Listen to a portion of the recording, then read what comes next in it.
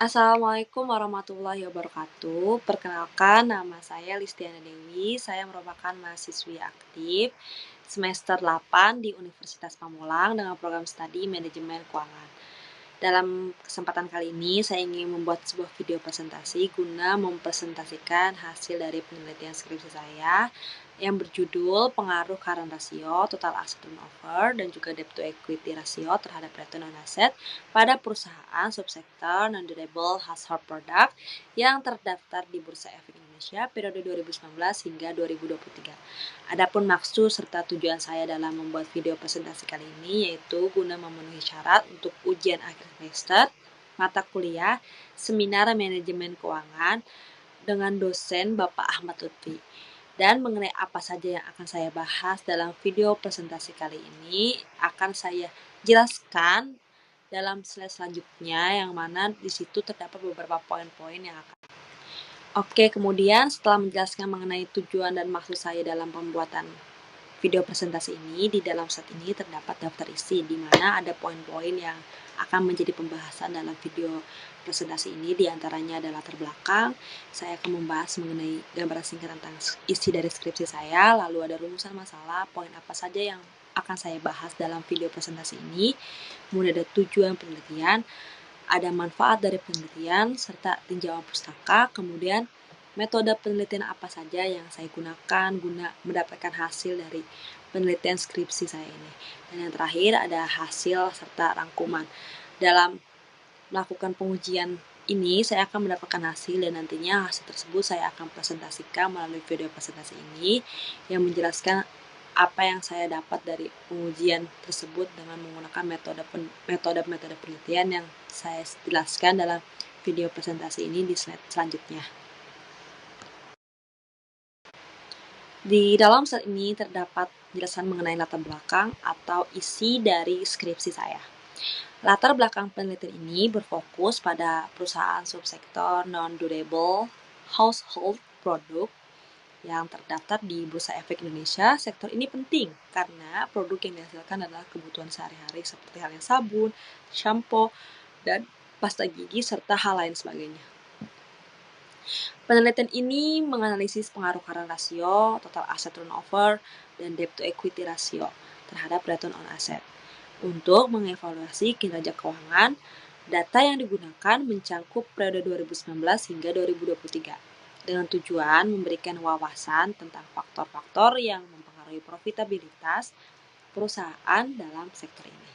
Demikian mengenai gambaran singkat tentang isi dari skripsi saya. Di slide selanjutnya saya akan menjelaskan mengenai rumusan masalah atau poin apa saja yang akan saya bahas dalam video presentasi ini.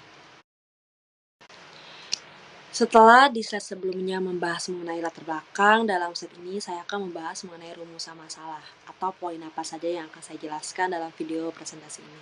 Rumusan masalah ini terdiri dari apakah current ratio berpengaruh terhadap return on asset pada perusahaan subsektor non-durable household product, apakah total asset turnover berpengaruh terhadap return on asset pada perusahaan subsektor non-durable household product, apakah debt to equity ratio DER berpengaruh terhadap return on asset pada perusahaan subsektor non-durable household product.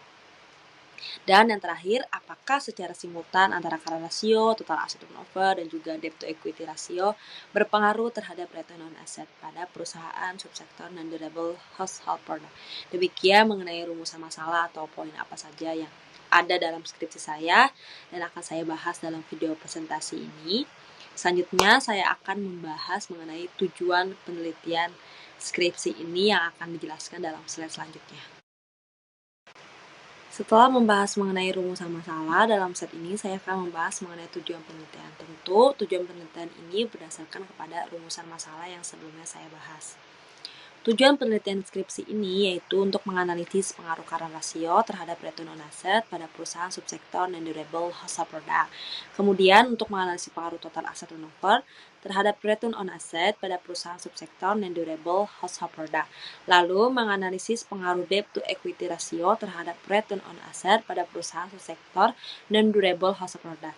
Dan yang terakhir menganalisis pengaruh secara simultan antara current ratio, total asset turnover, dan debt to equity ratio terhadap return on asset pada perusahaan subsektor non-durable household product.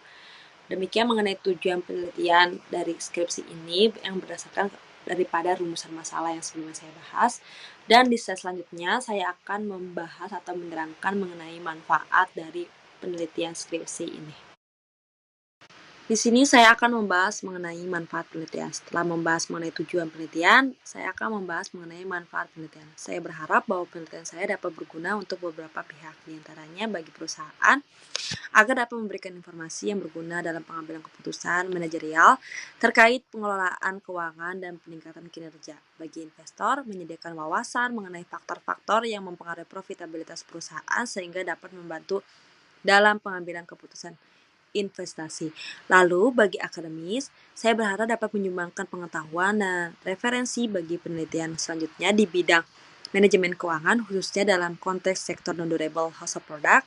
Dan yang terakhir, bagi pemerintah, saya berharap memberikan data dan analisis yang dapat digunakan untuk kebijakan terkait pengembangan sektor industri di Indonesia. Demikian mengenai manfaat penelitian. Slide selanjutnya saya akan membahas mengenai tinjauan pustaka dari penelitian skripsi yang sudah saya.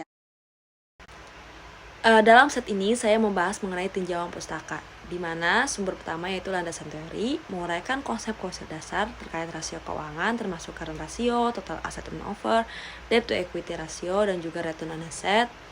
Penjelasan tersebut mengenai tentang bagaimana masing-masing rasio dapat menggambarkan kinerja keuangan perusahaan. Selanjutnya, penelitian terdahulu. Saya menggunakan penelitian terdahulu untuk menyajikan hasil-hasil penelitian sebelumnya yang relevan mengenai pengaruh rasio keuangan terhadap ROA, serta membandingkan temuan-temuan tersebut dengan penelitian ini untuk menunjukkan kontribusi baru. Berikut mengenai penjelasan tentang tinjauan pustaka yang saya gunakan dalam penelitian skripsi saya. Dan di slide selanjutnya saya akan menjelaskan mengenai metode apa saja yang saya gunakan guna mendapatkan hasil penelitian dari skripsi saya ini. Di dalam set ini saya akan menjelaskan mengenai metode penelitian. Metode penelitian yang saya gunakan ada beberapa poin, diantaranya ada jenis penelitian, saya menggunakan metode pendekatan kuantitatif, ada operational variable penelitian, saya menggunakan beberapa rasio seperti current ratio, total asset turnover, debt to equity ratio, dan juga return on asset dalam penelitian saya ini. Kemudian ada populasi dan juga sampel. Populasi yang saya gunakan yaitu perusahaan subsektor non-durable household product, dan sampel yang saya gunakan yaitu dengan metode purposive sampling yang sesuai dengan kriteria yang saya butuhkan. Kemudian untuk teknik pengumpulan data, saya mengumpulkan data melalui laporan tahunan perusahaan yang diterbitkan melalui BEI atau website perusahaan. Sedangkan teknik analisis data, saya menganalisis data dengan menggunakan analisis deskriptif, uji asumsi klasik, dan juga regresi data panel. Dan untuk pengujian hipotesis, saya menggunakan uji hipotesis F dan juga uji T, di mana uji T untuk menguji secara parsial, sedangkan F itu untuk menguji secara simultan.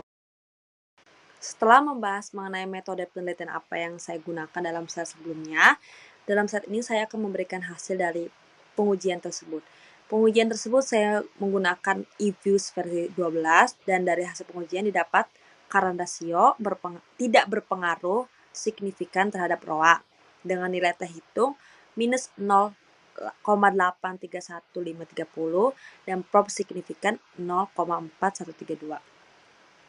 Lalu untuk total asset turnover berpengaruh positif dengan signifikan terhadap ROA dengan nilai terhitungnya yaitu 5,367694 dan prop-nya sebesar 0,000. Kemudian untuk debt to equity ratio berpengaruh negatif dan signifikan terhadap ROA dengan nilai terhitung minus 2,891810 dan prop signifikan 0,0076. Lalu kemudian secara bersamaan ketiga variabel tersebut berpengaruh simultan terhadap return on asset.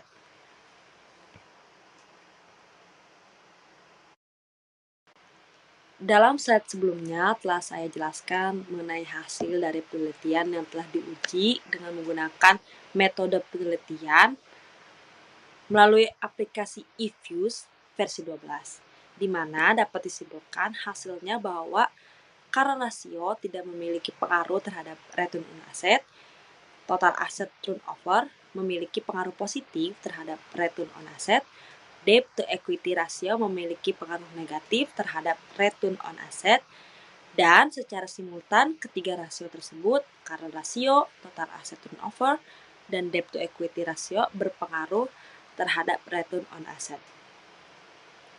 Demikian presentasi mengenai penelitian skripsi saya. Kurang lebihnya saya mohon maaf apabila dalam penyampaian video presentasi ini masih banyak kekurangan. Saya Listiana Dewi. Terima kasih. Wassalamualaikum warahmatullahi wabarakatuh.